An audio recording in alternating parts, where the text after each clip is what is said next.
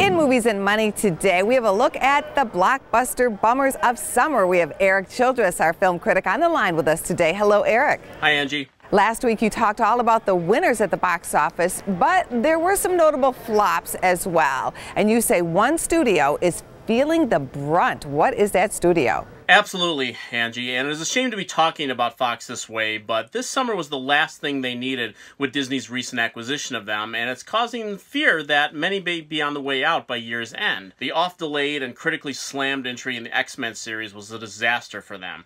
At a cost of over $200 million, which included numerous reshoots and retooling, the film manages $252 million at the global box office, and only $66 million of that was in the US.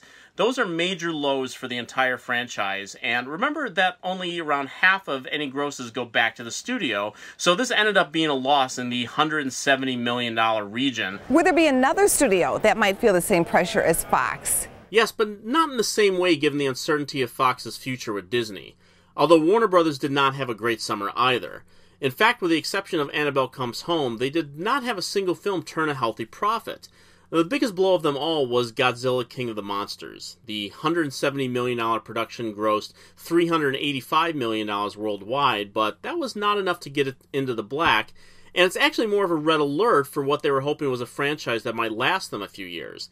Godzilla vs. Kong, which is slated to come out next March, may draw interest given it is a true clash of titans, but the film needs to be better received, and anyone who felt burnt by this one may not be willing to take another chance. Families flocked to see Toy Story 4 and The Lion King over the summer, but tell us about the animated films that did not quite measure up. Yes, and they kind of bookended the summer, Angie. Back in May, people may have already forgotten about Ugly Dolls.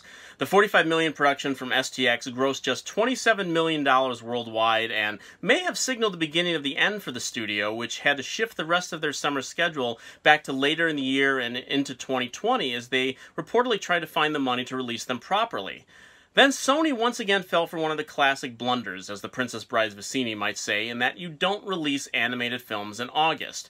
They thought they could get away with the Angry Birds movie 2, but with kids already back in school, it has no weekday traction and has been fading fast in the US with under $40 million in ticket sales after the first film made over $107 million and another $244 million overseas. Finally, as a reminder to everyone that while many of these films failed as much because they simply were not good, occasionally films just fail to find an audience because of poor marketing or other cinematic priorities on their part.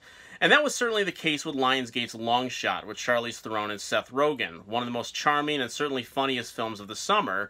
The film never really caught fire, I think, due to the film being set in the world of politics, which nobody really wants included in their escape to the theaters these days.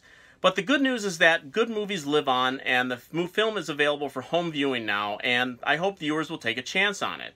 Just as I am sure that they will be flocking to theaters this very weekend to kick the fall box office off in grand fashion with It Chapter 2.